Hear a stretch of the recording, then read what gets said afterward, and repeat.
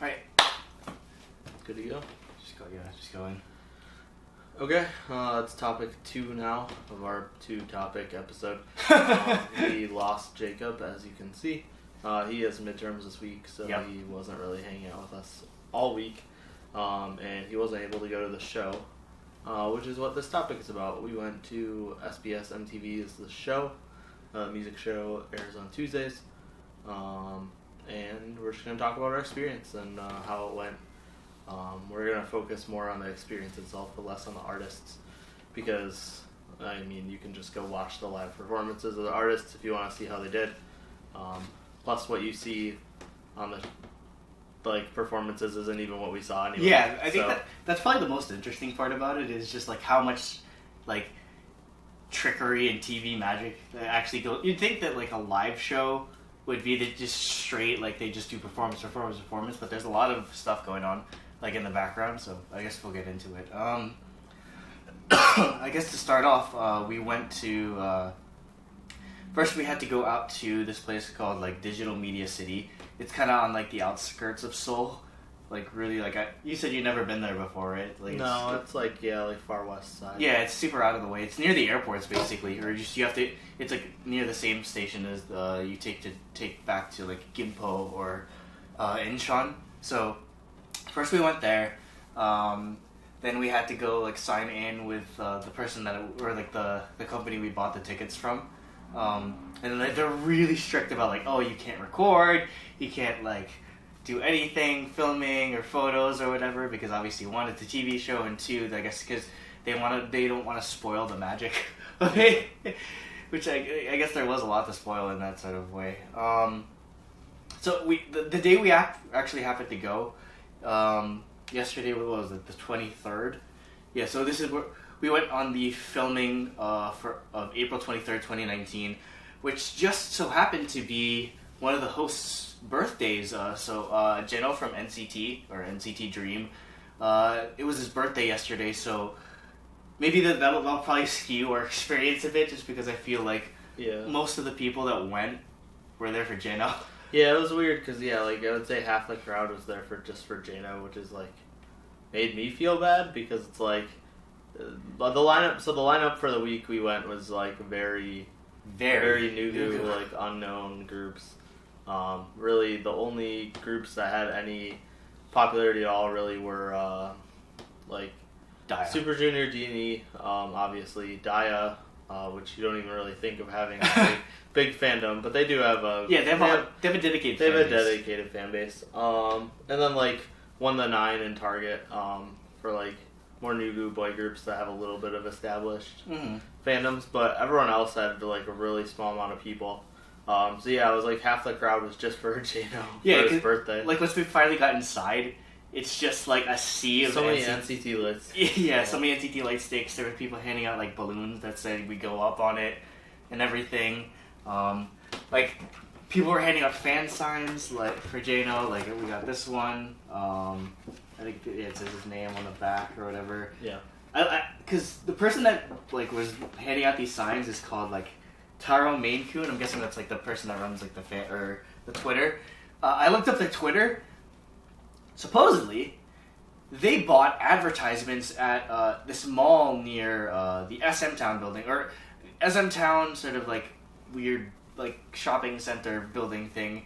What part of It's part of a mall. It's in where? It's in Gangnam. It's in Gangnam, yeah. So it's near this place called the COEX Mall, and the COEX Mall has these nice because it's underground, has these nice pillars with TVs built into them. They bought Jeno all an ad for just for the whole mall, and I saw her Twitter, everyone was adding her and seeing oh, here's your ad and everything.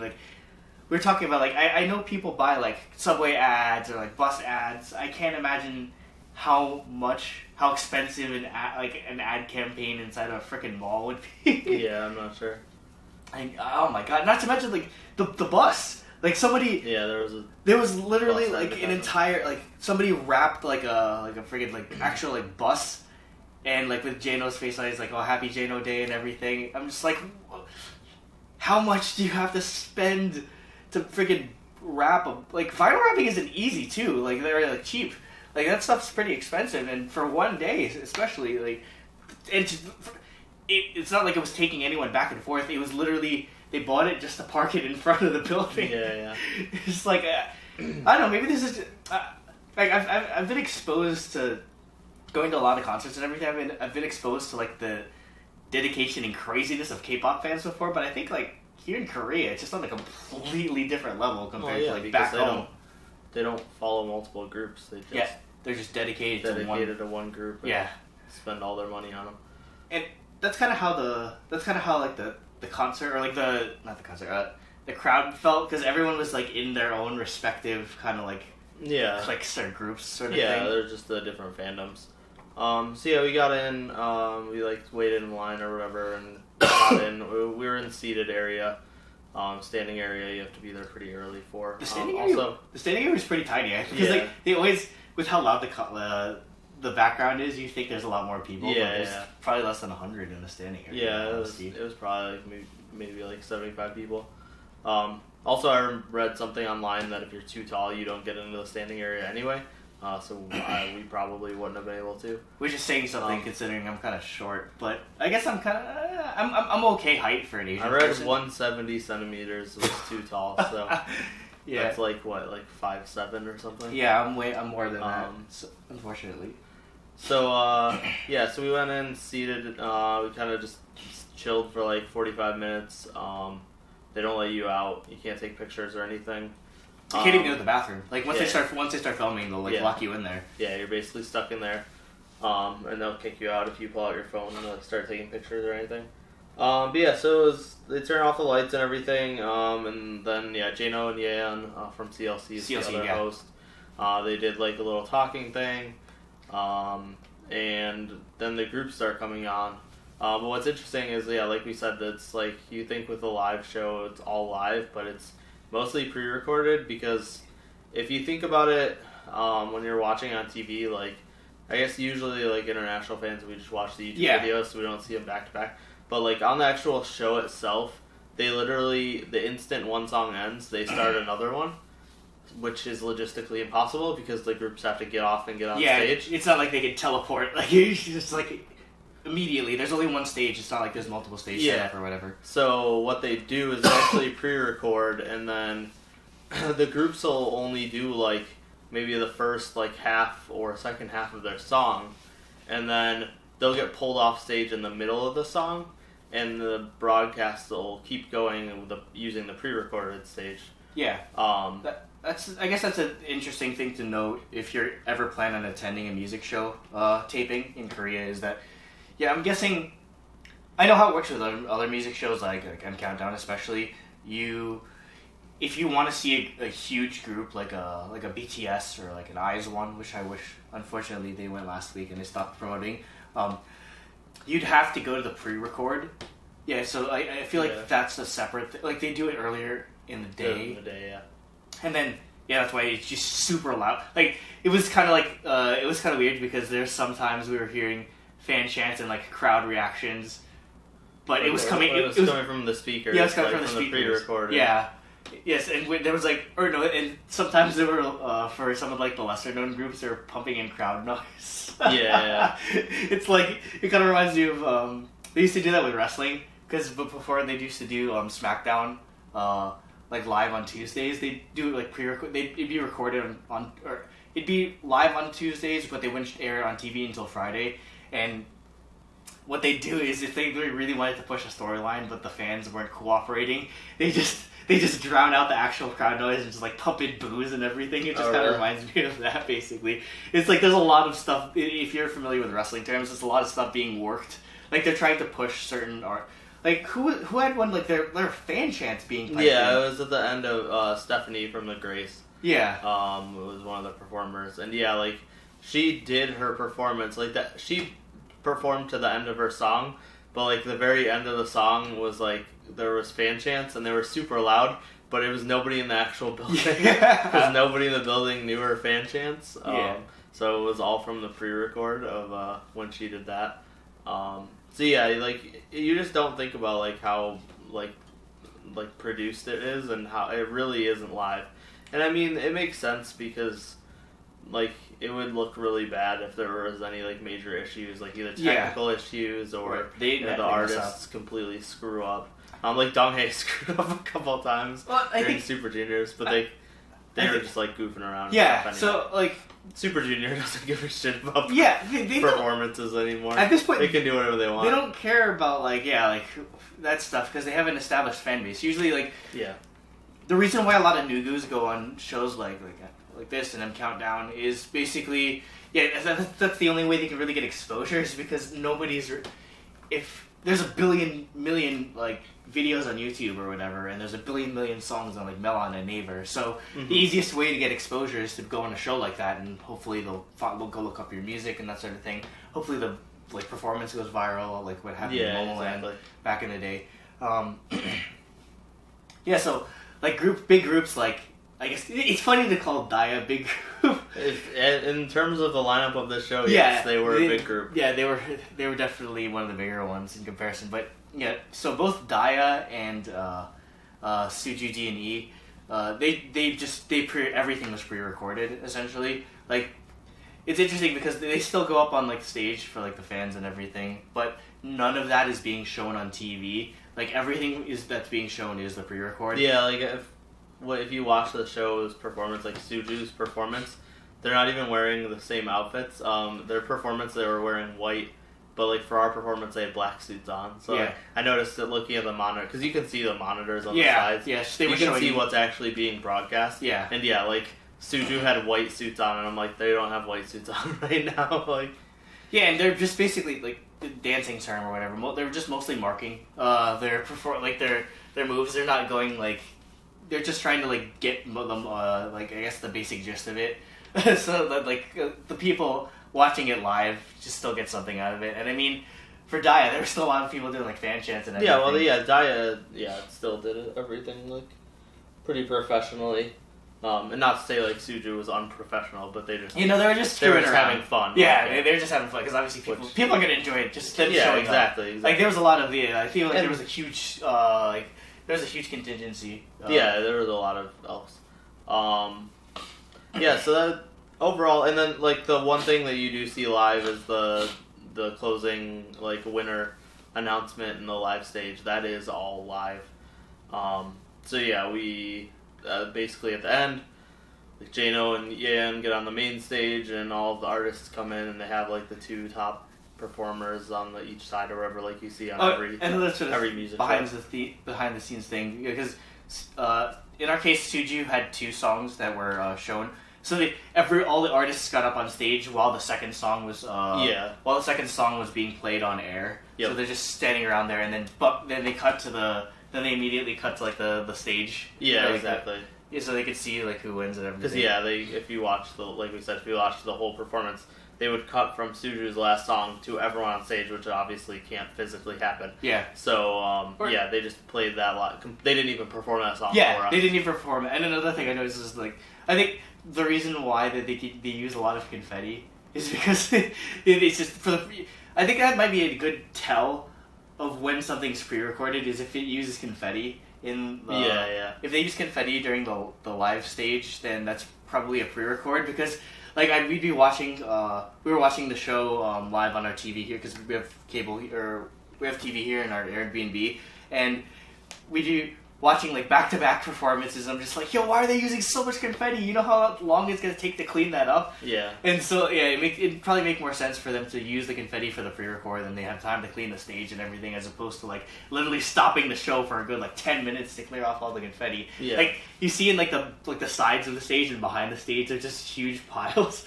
of confetti just like lying everywhere. Yep. Because of all the people that were using it. Yeah, so, I think if you watch Daya's stage, I think there was confetti at the end, because I was watching the monitor a little bit. Okay, I was just too focused on like the actual performance. It was the very end. Yeah. But yeah, so then they all come on stage, which was probably one of the best parts was when Suju won, Suju won against Daya. I mean, no contest. I'm sorry. Like obvious. When your biggest competition is Daya, I mean. It's kind of an unfair fight. Shindong ran on stage out of nowhere, like nobody expected him. but he ran on stage with the backup dancers and like gave them flowers. And they were pretty surprised too. So I don't think they knew he was there. I wonder if he was just in SBS for like a different show or something. And what we were thinking is because Shindong's involved in, I don't know if he's the producer or if he's like the director or something. Because Pink Fantasy, Pink Fantasy is subbing it. Pink Fantasy Shy was there. I think it's just Shy or whatever. They were there. They did their performance. So maybe he's there for that group. That's true. Yeah, because that's why they showed up in the one of those.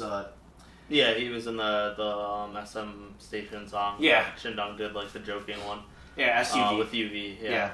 But yeah, so he ran on stage and like just like joked around with them during the winning ceremony. So yeah, you should definitely watch that on YouTube because it was fun. The nice thing is like they wanted Jeno in the performance. Yeah, also Jeno stayed on stage with them. Yeah, I think that's a nice thing about like SM or just like any other companies. Like even though like huge like superstars like Super Junior, they still know and they're still like friends with even people from like NCT. Like the generational gap between them is probably like Jeno just turned 19 like American age.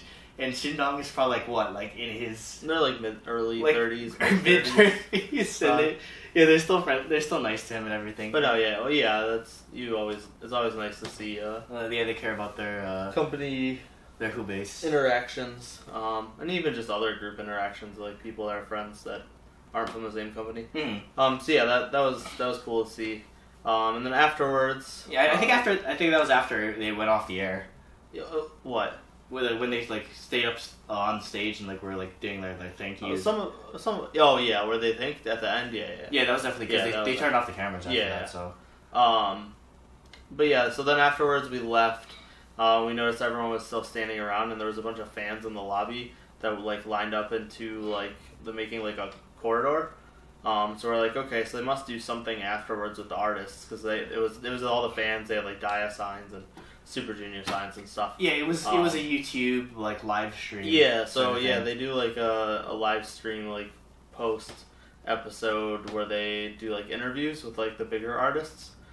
And they actually like just walk out the building lobby like, so there were people lined up on the like side that they would be coming out and just were ready with cameras and everything and trying to look in on because the whole front of the building's glass.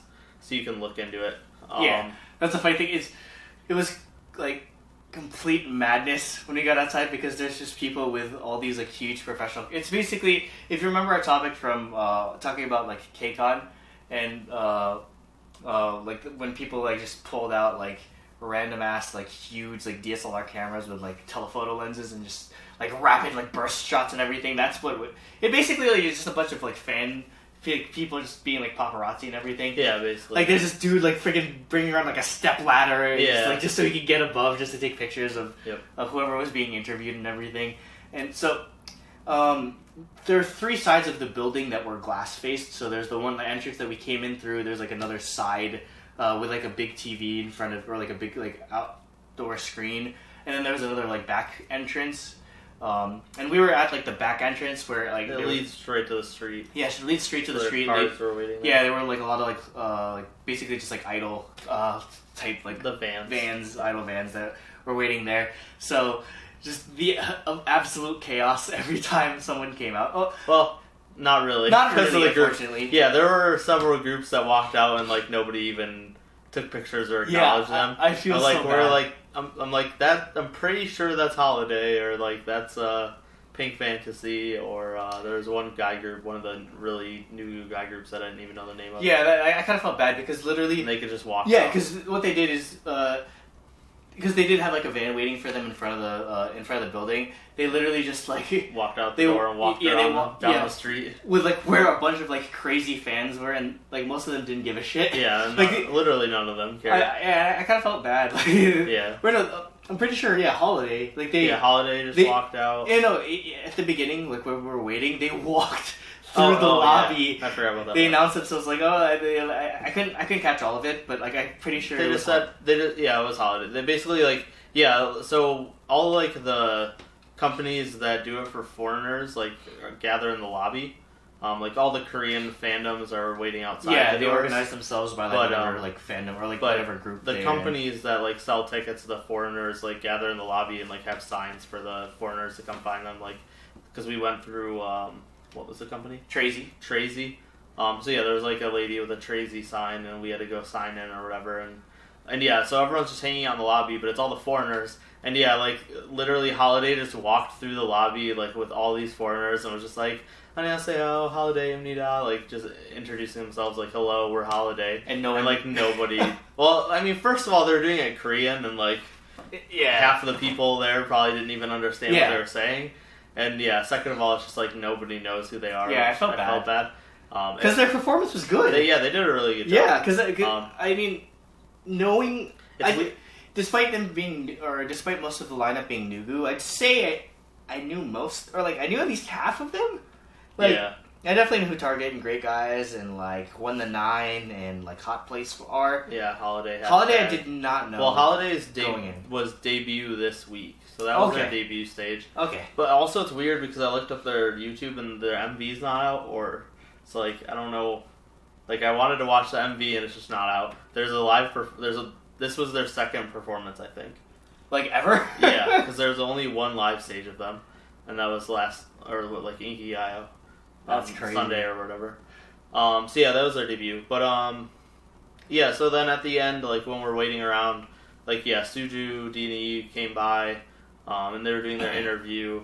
And I was like, I'm pretty sure I saw Daya on the stairs, so I like went around to the other side of the building to see if it was them. And they were waiting on the stairs for Suju to finish up.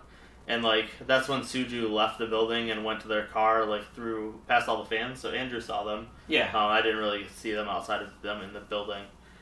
But then I came back to where we were standing because we had a good view. And also once Suju left, like half the fans left basically. So we were able to get like right up against the lineup of like making the corridor so they could leave. So yeah, after Daya did their interview, they walked out, and so we got to see them like take video and picture, and Yebin waved at me. Yeah, because well, I think most people were waiting for Super Junior though, because like that's when all like the fan people came over. I mean, there were some people like setting up cameras for Daya and everything. And I feel like people were giving them gifts and everything, that sort of thing. So. Yeah, Suju left, and I'd say like half the people left. And then Daya, there were some people there for Daya, but I think most of the people left were waiting for Jano. Yeah. Because it was mostly girls, and not a lot of them. Like some of them were there for Daya and like called out for like Heeyeon and stuff. So yeah, and we got a little short video like posted on Twitter or whatever. Yebin waved at me when they were walking by. So then. We decided to leave, and we noticed like hashtag is just hanging out in front of the building outside, doing like a mini fan meet. I guess because they're really new. Yeah, they're really small, which is funny because I make starred that song, so it was cool to see that live, and I actually really liked the song. Yeah, they were good too. I liked their debut as well, so that's why I make starred it. But yeah, they were just out in the open doing like a mini fan meeting. There was probably like 15 fans like. Standing in front of them, and they were just standing in a group, like talking and like thanking them and stuff. Also, their van is branded. Yeah, they had like vinyl stickers. A vinyl sticker of their concert outfits on it. Yeah, that was actually pretty funny. Oh. So I mean, but yeah, it was, and then like we saw like a bunch of like cameras and lights set up, I saw it and I was like, is that a group over there? Yeah. And like I saw like people like clapping and everything. So we just like walked over, and I was like, oh shoot, that's actually like hashtag. Yeah. Like wait, and they were just like standing there or whatever. Yeah, they were just giving like a speech talking about like thanking the fans and stuff and waving at everyone. So yeah, we just got to stand there and watch hashtag talk for a little bit and like wave at us. And then I think that part's just kind of crazy how like because usually like when you think of interacting with K-pop idols, at least back home in America, it's like there's just like a bunch of security. It's like stuff. No touching, or just like move out of the way, that sort of thing. Like that's the extent of you interacting with K-pop idols. We're here. Well, I mean, Suju had that. Yeah, Suju had that. Security. Daya had security. Because all we know is just like big groups that are big enough to come to the US. The US, yeah. These smaller groups would never come to the US other than like coming to take on. Yeah, groups that most people won't know. Unfortunately, like you don't have any of that exposure. But they just don't need that security. Like the fandom's small enough and like they're not respectful. They're not crazy. They're respectful enough that like they literally were just standing there in front of us, like literally like 5 feet, like just them and then like 15 fans, just watching cameras. Them with cameras, like. It was just completely out in the open. And actually, apparently, Daya did that before the show in the afternoon. Oh. They were outside in front of the building and did like a little fan meet. So yeah, I didn't know that happened. We should have went early. Otherwise, we definitely should have went early because I saw pictures of them outside in front of the building during the day. So yeah, they just do like little mini fan meets before the show, like and then in front of the building before and after. Yeah, that was pretty much it. Yeah, I'd say just overall, it's an interesting experience. Mostly, just because I don't really have an opportunity to watch it like live or any of these the music shows because they don't really have a place to show it in its entirety in the U.S. outside of like Inkigayo, which I think is on like Viki and stuff. But yeah, it's definitely fascinating to see like all the moving parts and being there live or just seeing just how. Because again, we don't have a chance to go to an actual concert here, so I guess it's the closest we're getting to see like. And I mean, you know this already, having been to concerts here in Korea. But for me, being here for the first time, you're just getting exposed to like how like K-pop works in Korea in terms of like how dedicated everyone is to their specific group. Yeah. Or how like it's just like how all of it works here. It's like it's a lot different than in America for sure. So I guess just.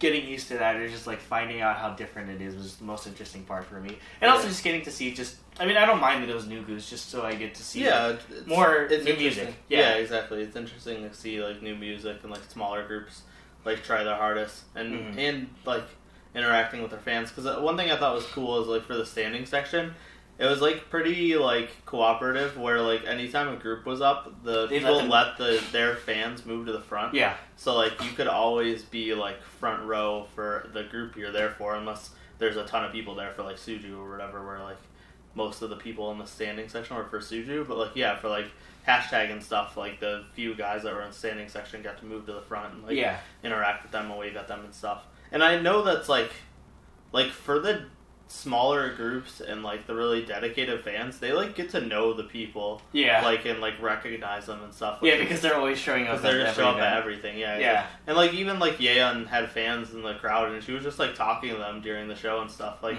in between performances. Yeah, because there's probably just like interacting with them, like actually having a conversation with their fans. Yeah, because that's what we were talking about. There's probably people that come to the show just every day, just for like every week.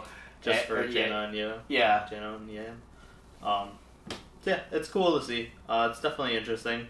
But yeah, you can't go in expecting to see, like, you might not see the full performance of the song for your favorite group. So like you can't really go in expecting that. Unless but if you do want to, you'll have to go for the unless you go for the pre-record beforehand. If you go to the actual live taping, you probably won't see the whole song unless a couple of the groups get to do the whole song. Like Daya did probably 95%. It was just the very beginning that they were still walking on stage and then started at maybe like 10 seconds in. But yeah, like Suju did the whole song and a couple of other groups. I think 1 to 9 did their whole song. But yeah, some of the other groups, the ones that are in the middle, like you can't really expect them to. Yeah, you can't expect to... Like, literally, some of the groups got, like, 50 seconds. It was kind of crazy. Yeah, I mean, it's a 90-minute show, so you can only expect so much to go, like, smoothly and still have it work live, so... Yeah, that's fine, but, definitely, if you have any experience going to these music shows, definitely share your experience in the comments. If you want to attend, definitely look into it. It was a lot easier to buy these tickets than I thought it would be. We just so happened to pick MTV The Show just because that was what fit in our schedule. But yeah, you could find it on basically any like travel like booking website that for Korea works, because we did it through Trazy, but I think like the other one that I used for the DMZ was called Klook.